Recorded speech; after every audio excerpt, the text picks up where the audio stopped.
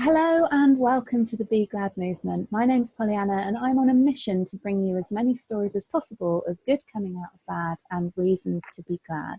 And today I'm joined by Kitty. I'm really excited to talk to Kitty because she's got some fantastic information to give you, but I'm going to get out of the way and let Kitty tell her story. So over to you, Kitty. How are you today? Well, lovely to be here, Pollyanna. I love that. Good coming out of bad. And that's kind of like one of my mottos in life, actually, that life, always has a silver lining. We just have to be able to look for it. Sure. Yeah, it's important. Absolutely. So let me, first of all, it's so lovely to be with your audience. I love what you're doing. It's so important that we share positivity and positive stories. And I would very much say that my story is definitely good coming out of bad. So if you're listening to this and maybe you're not such in a good place, please know that there is hope. My personal story is that I grew up in a household where we had a very big history of depression in our family. Ran down the female side of our family. So my grandmother had bipolar. She was on lithium. She was in and out of mental institutions. We also had suicides in our family, but I never knew any of this, Pollyanna. So I kind of grew up in an environment, 2.4 children. We went on holiday a couple of times a year. I was very lucky enough. My parents sent me to a private school. What I consider to be pretty normal childhood. And then in my 20s, I went into got a job in the city, six-figure sort of salary, like 21, 22. Sure. And quite quickly, I ended up having a bit of a nervous breakdown. Right. Long story short, I fell in love with my boss. And of course, in my head, what I was doing was wrong because he was actually in a relationship with somebody else. And I had very black and white thinking, and that coupled with not expressing any of my emotions because I was ashamed of what was happening. So I internalized everything, basically led to me having an emotional breakdown. And that carried on in my 20s. I was using drugs and alcohol because I didn't know how to express my emotions. If I got upset, I just felt terrible. And how I would blow off steam was literally to go down the pub and get drunk. And I grew up in a household of do not cry, do not express your emotions. Emotions are weak. Very stiff British upper lip. And we were, I always kind of looked at what was going wrong. I didn't look at what was going right. I hadn't been taught to look at what was going well. So my 20s were very, very turbulent. And then at the age of 28, I had a spiritual awakening. And this is where I think we can get onto the bad becoming good. Yeah. Just to clarify, though, from an outsider looking in, you were in a good position. You'd had a lovely childhood and an amazing job in the city, and you were doing well for yourself. But that's a different type of success, isn't it? But sorry, I'll let you carry on. But wonderful, absolutely, really valid point. Because if you looked externally at me, I had a great job, great salary, good friends. I should have been really happy, but I wasn't deep down, and we'll come on to the reasons. I think there's a few layers to this, if you see what I mean. I realize now that because I bottled all my emotions up and because I didn't let them, we're energetic beings, we are very powerful energetic beings. But when we do not express our emotions, when we do not feel our feelings, when we push them away, when we bottle up our emotions, they have to go somewhere. And of course they go internal. And in my case, they literally brought down my emotional vibrational state. So I got more and more depressed. And my release was essentially drugs and alcohol. It was the only way I could disconnect from what I was feeling and feel some type of, pleasure. But at the age of 28 was a spiritual awakening for me. My mum was suffering very bad postnatal depression. And I got a phone call one day, sorry, not postnatal. It was almost like hormonal. She was going into her menopause. So she'd suffered with postnatal depression when I was younger, and then she'd had hormonal depression, sort of the menopause. And I got a phone call one day to say she'd gone missing. And phone call from my dad. You know, she'd gone missing. She'd gone to see a friend, but she'd never turned up. And my boyfriend at the time was a paramedic, and he was on a day off. You know, there's no coincidences in life. And I remember saying to him, look, I'm really sorry, Dan, but we've got to go. And, you know, he was off on his day off, you know, tired, but obviously he knew we had to. So we picked up my sister. We drove from London down to the suburbs in Kingston. And when I got to my house, my dad was standing in the living room with a policeman. Right. Policeman's clutching a suicide note, and he basically said to my dad, you know, and myself, has your mum ever tried to do anything like this before? She tried to kill herself before? Yeah. And I said no. And my dad said yes. Oh, gosh. And at that point, I found out about the family history I told you about. Right. So my dad then told the policeman and told me at the same time about the family history, running down my mother's side, my grandmother. And of course, I'd been suffering myself for at least 8 years by that stage. And it was like my whole world shattered. You know, it was a kind of paradigm. Like the way I describe it, it was like being in a film. I didn't recognize my own life. You know, what I thought was my own life wasn't my own life. Right. There's part of me that when you were telling that part of the story, I was thinking, now, is this going to be a massive relief for you because suddenly it makes sense, or is it going to be devastating? But you felt shattered at the time. You didn't think, oh, crikey, wow, this is why. Because sometimes, you know what I mean, when you're poorly and then you get the diagnosis, you almost feel a little bit better because you know what it is you're dealing with. But for you the massive revelation, really, yeah. It was kind of like free falling through. It's really weird to describe it. It was literally like my paradigm burst. Everything I believed to be true about my life just literally disappeared in front of my eyes. But of course, the task in hand was to find my mum.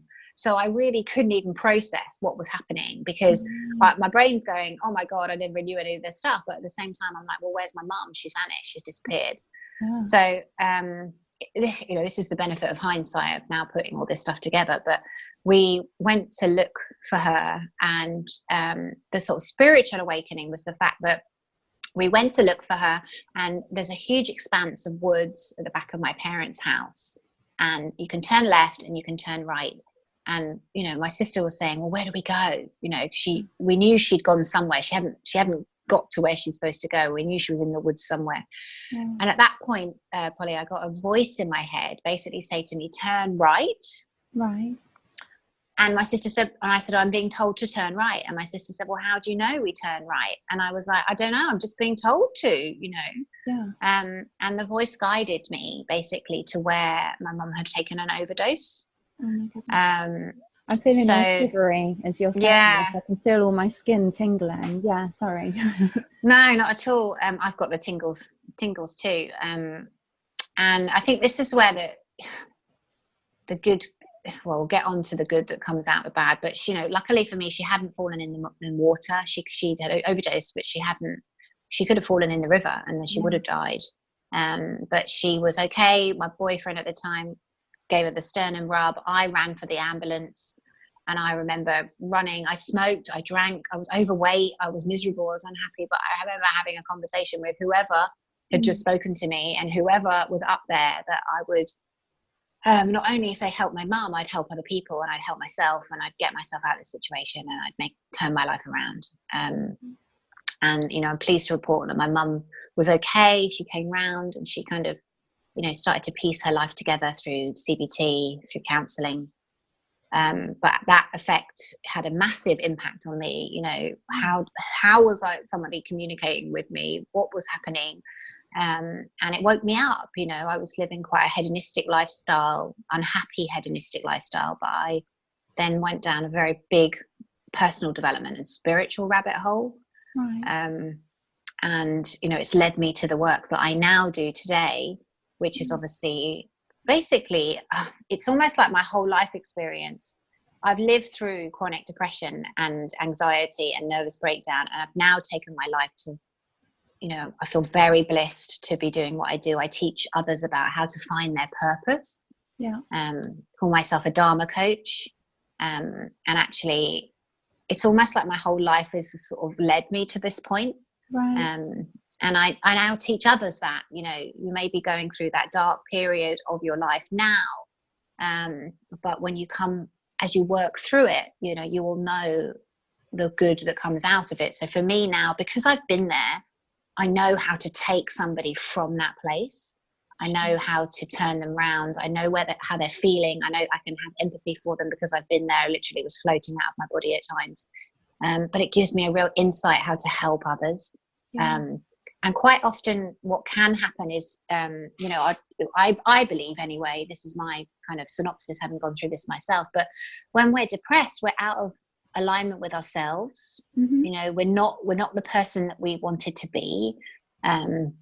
We're not doing the thing that we're supposed to be doing. We're not listening to our body. We're not listening to the signs and signals that the universe tells us. Yeah. And actually, by reconnecting to our purpose and why we're on the planet and what we love, we can shift ourselves out of these sort of lower level emotional vibrational states. Yeah, I mean, I know from my own personal experience that when I'm stressed out, I feel it in my lower back. I get really bad back pain, and just before I left my last proper job, if you like, I was getting severe back pain, and it really the tension and the just because I was, like you say, not in alignment. The work that I was doing just didn't sit well with me, and it really sort of manifested itself in my back. But I'm interested to know, because I know you obviously had to go on that spiritual journey. What came first, and how long did it take before you found? I mean, for me, the word Dharma, and I'm sure for a lot of people listening, is a brand new word. So how did you sort of go from finding your mum, making that promise to this spiritual being that had helped you, and then what was the journey? Tell us about the journey. Yeah, sure. Well, it wasn't overnight by any stretch of the imagination. Sure. Again, if you're listening to this and you're in that place that I described, please go find help.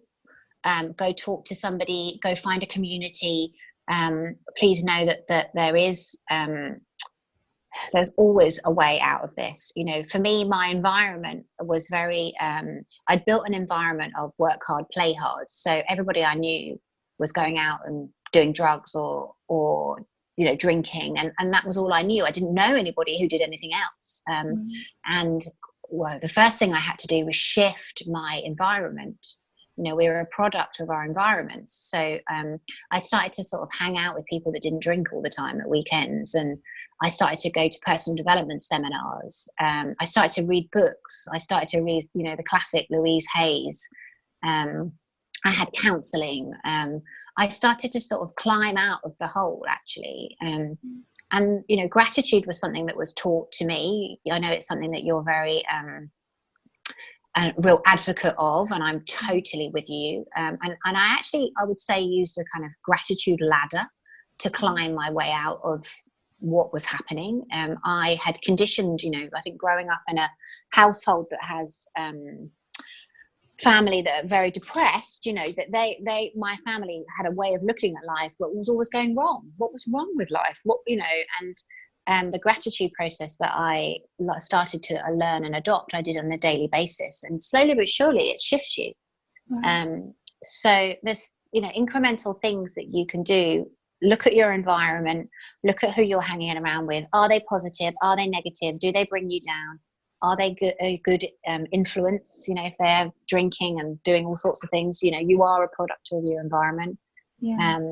And then look at who you put yourself around or who you're hanging out with, because it will really influence you. So I just started to do that, basically climb out of the hole that I put myself in, probably for about 3, 4, 5 years, because it doesn't happen overnight. If you're in an environment where it's toxic, you've got to really break down those barriers. And then I literally trained in every personal development genre I could get my hands on. I did all the Tony Robbins stuff. I did 4 years of landmark education. And I really then got onto the more spiritual side of things. And then the sort of premise and subject of Dharma came into my life.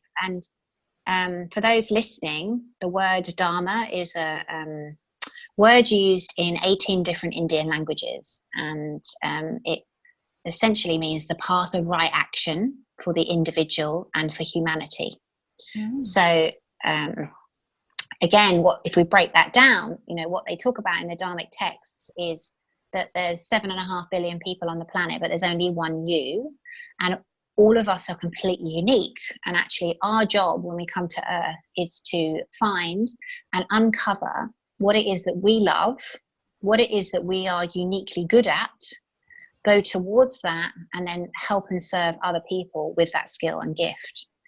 And when I started to learn about Dharma, I saw my life through a kind of Dharmic lens, and I could see, like, when I was very depressed, I wasn't listening to my body, to my mind, to my spirit. So Polly, you talked about how your back almost was giving you a message. Yeah. My depression was giving me a message, but I didn't listen to it.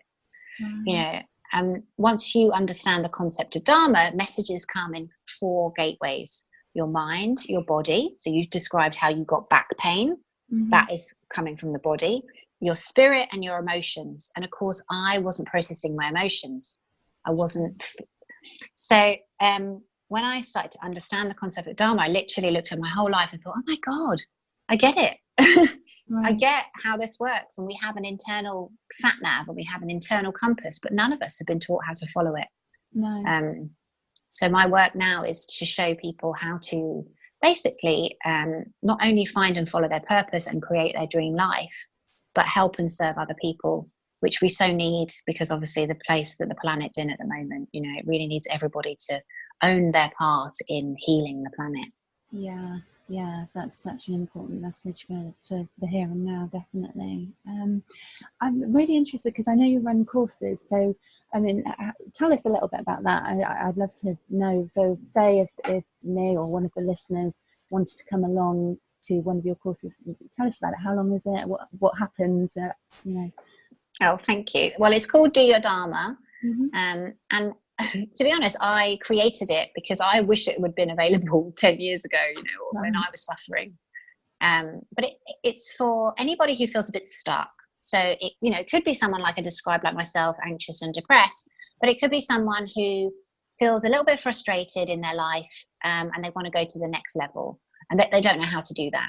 You know, if you think about how, if you're going to take your body to the next level, you probably get a personal trainer. But where do we have like an environment, a community where we can create our dream lives? So what we've done with Do Your Dharma is we've created a community, predominantly women. I do have some men in it as well. But our focus is I teach you about the concept of Dharma, and I teach you how to understand the laws of the universe. And then we help you uncover your purpose, discover, you know, who you are and why you're here. We create a vision for your life. And then through the tools you've learned in Do Your Dharma, we teach you how to stay in flow. So we teach you how to basically let flow and synchronicity become your norm, and let universal energy support you. And then you have a community of people who are like-minded, who are looking to create their dream lives. And it's amazing what can happen with a group energy. It's very powerful.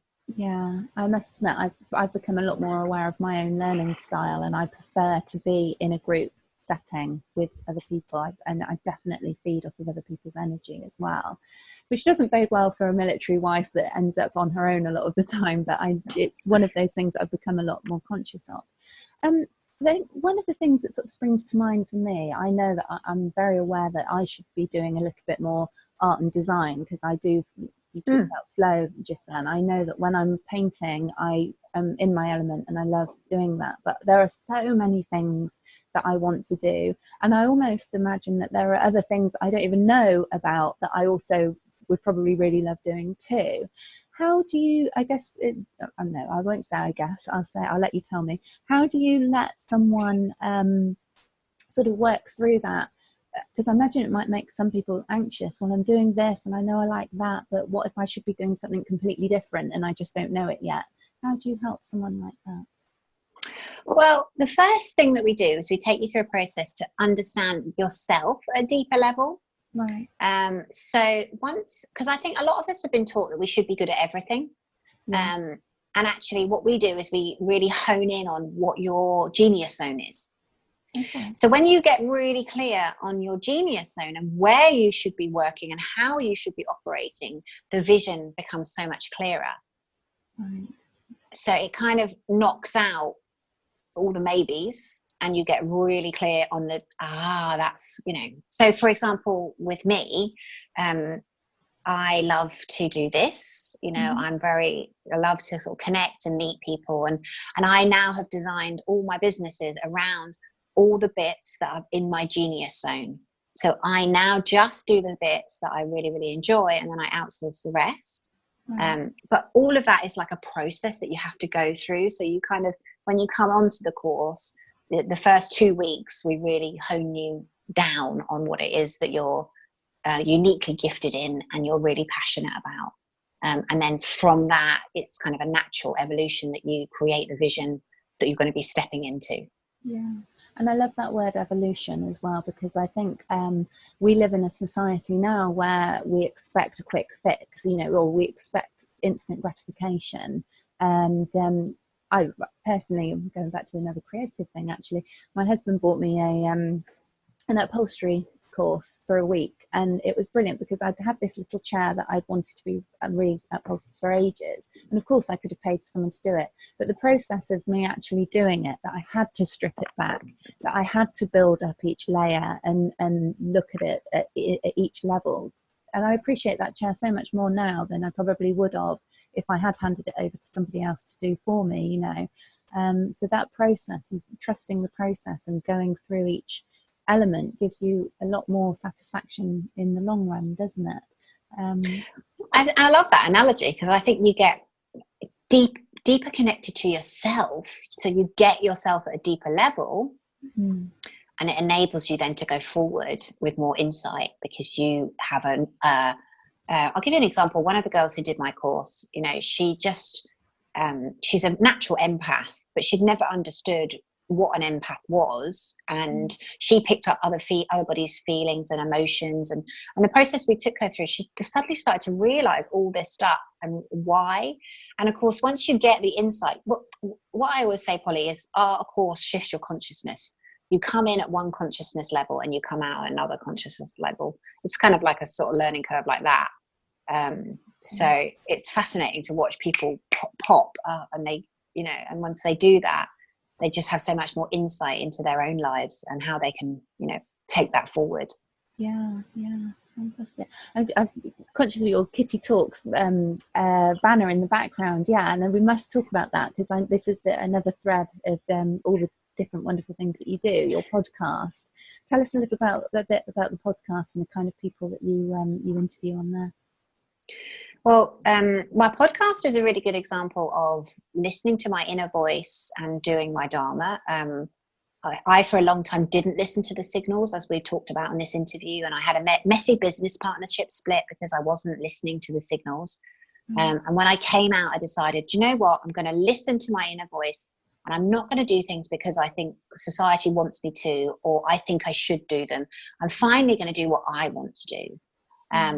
And so after that messy business partnership split, I went on holiday with my husband, and I just got this idea. My inner voice started talking to me, and it was about sharing, a bit like yourself, sharing inspirational stories of people who have turned their lives around and now had found their passion and purpose and were serving and influencing others. And I didn't really know any more than that. And this is real testament to Dharma. Clarity comes through engagement, not thought. So the way I describe it is, it's like a breadcrumb trail, your life, but you have to move forward. So say, for example, your inner voice is telling you to do something. In my case, it was a podcast. Okay, do the podcast, interview people. That's all you get. It's like a jigsaw piece, or it's like a treasure hunt. Okay, so your first clue says, your inner voice says, set up a podcast.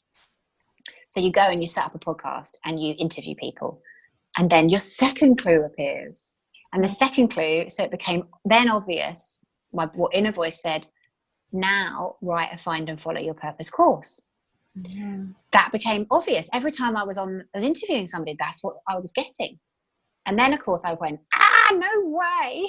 Who am I to do that? Why would anyone listen to me? Right. But by this stage, I'd interviewed about 50, 60 people. And actually, I could see a lot of common themes between the interviews. And then just as I was starting to write my course, I got the opportunity. This chap came into my life where I could study Dharma, Chris Atwood. So I want you to think of your life as like your own little treasure hunt. Right. I love And that. you have to listen to the clues. Yeah. Mm-hmm. And your clues come from your inner voice. So our job is to be quiet, is to be still, and then not ignore your inner voice. But also messages come in signs and signals from your mind, body, spirit, and emotions. So you get negative messages. It's like hot, cold, right? You know, when you're a kid, mm-hmm. and you play that game and it's like warm, Yeah. cold, cold. It's a similar thing, but your body's giving you the same thing. Right. So when you've got resistance or you've got backache, you're going the wrong way. Sure. Yeah, Yeah. definitely. 100%. When you're, oh my God, I'm so enjoying myself. This is amazing. Sorry for the like screeching, but you get the idea. Your joy is your compass. Right. So your joy is the direction you want to go. The resistance is cold, too far away. Right. Yeah. Totally. I thought it was interesting. What was the word you used earlier? Why me? Because I think a lot of people get that imposter syndrome. They think, well, who am I? But actually, you, Kitty, are 100% the person. You're like the only kind of person that should be doing this, because you've been there, you've done that, you've experienced it, you've got the empathy for people that are also going through the same thing. You've done years and years of personal development training and probably spent thousands of pounds on your own personal development. So really, by running your courses and doing your podcast, you're actually, like you said earlier, you found your passion and you're serving others, aren't you? You're sharing what you've learned already, which is, it must be so gratifying for you. It's wonderful, but it's not just me. Everybody has a path. Everybody has a purpose. Everybody literally has a way that they can do this. And it's completely unique to us. So one of the mantras I always say is, I'm not scared, I was born to do this. And that's because, Polly, your part, but your job is to figure it out. Sure. Right? So you're on the breadcrumb trail, you're in the hunt, and you've got to listen to the inner voice, listen to the signs, listen to the signals, and just have fun with it. You know, I think that's at the end of the day what I've really started to really now learn is know and understand is, you know, go to the things that you enjoy. And you may not be able to logically work out what the next step is, but actually when you get there, when you do it, you might meet this person that you never thought you'd meet before. Like, look at how we got connected. You know, we were connected ages and ages ago, and now we're kind of, our lives are intertwined again. And connected over something completely different. So it's funny how these things come round. But I love the element there of making it fun, because I think so many of us have grown up with this message that you work hard at school, you get a good job, you stay in that job for the whole of your life, and then you're miserable in that job for the whole of your life, because you've basically followed society's or the media's view of what success is, not really tuned into your own personal passions. And so, going back to your story, you look successful from the outside, but inside you're not doing what you were born to do, really, and you haven't been given the chance to explore what you were born to do either. So the fun elements. Absolutely, and you'll feel it. Do you know what I mean? If anybody listening to this, you know, if you want to know if you're on track or off track, how do you feel? Right? If you feel happy and love, and you love your life, and it's awesome, amazing, fantastic. If you feel frustrated, if you feel stuck, that's a sign, that's a signal. So our job is to tune in and work out where we're at, and then do something about it. Because what often happens is we stay in victim mode, or we blame other people, or, you know, and actually that's not going to get us anywhere. So 100% responsibility, and then you can build from that. You know, you can build your dream life when you're taking responsibility for it. Totally. I think you might follow Marie Forleo as well, but I listened to a podcast with her on recently, and she was talking about, for those of you who are listening that don't know, Marie Forleo does these videos, and she starts by saying, she ends by saying, the world needs that special something that only you have. And that's something that I've sat with for quite a long time, thinking, what is that special something that I have? And she, in this particular podcast, she mentioned about a lady who was making little decorations, handmade decorations, who is now really, really successful with her business. But at the beginning, she was thinking, well, they're just little handmade decorations. Who on earth is going to need these, you know?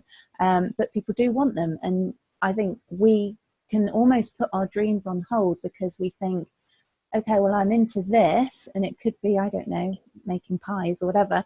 But who's going to want it? And am I going to be a multimillionaire from doing it? But it's getting your head around what true success is, because success doesn't need to be multimillionaire or luxury yacht in the Maldives or whatever it is. It doesn't need to be that. A successful, happy life, you know, it can be so much more simple as long as you feel that you're successful. It doesn't matter what other people are thinking. I think that holds people back a lot as well. So I love the idea of your course and having fun and picking up on the, you know, looking back at what you already know about yourself and just piecing those bits together like a treasure map. It's wonderful. Yeah, and then you're in a community of people who love and support you. So then it becomes so much more easier, and you can share your wins, you can share your breakdowns, you know, and we all lift each other higher. And then then it becomes fun, you know. It really becomes fun because you're in the same conversation, and who doesn't want to create their dream life, you know?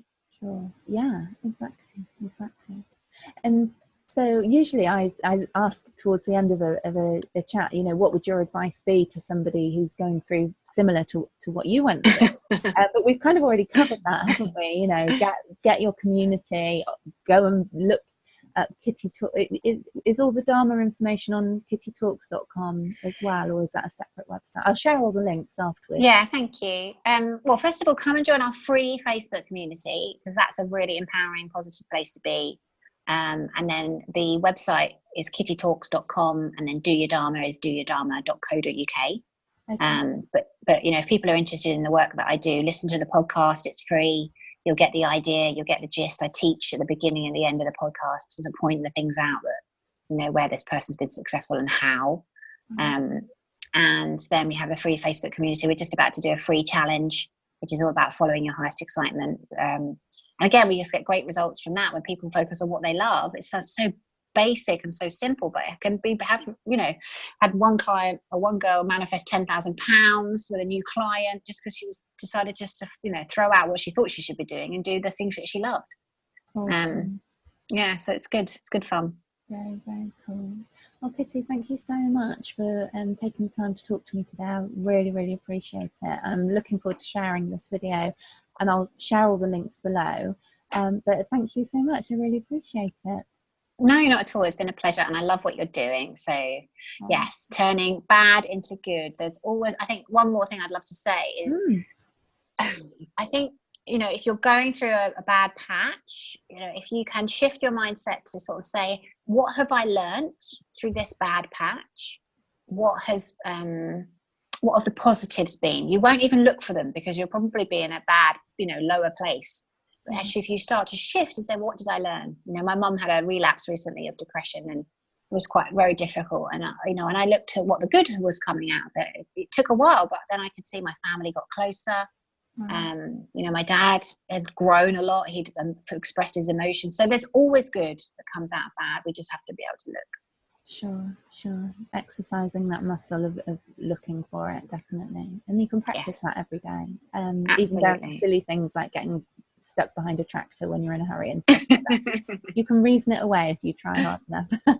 Perfect. Oh, thank you so much for joining us. If you like this video, please do hit the like and subscribe button, and you'll get notifications when new videos are uploaded. You can follow us on Instagram, Twitter and Facebook. If you search for @BeGladMovement, you should be able to find us. And please do get in touch if you've got a story that you'd like to share. It doesn't matter if it's similar to somebody else's story, because I really do believe your story and your voice has the ability to help someone in their time of need. So please do get in touch. I'd love to hear from you, and I look forward to seeing you in another episode. Many thanks.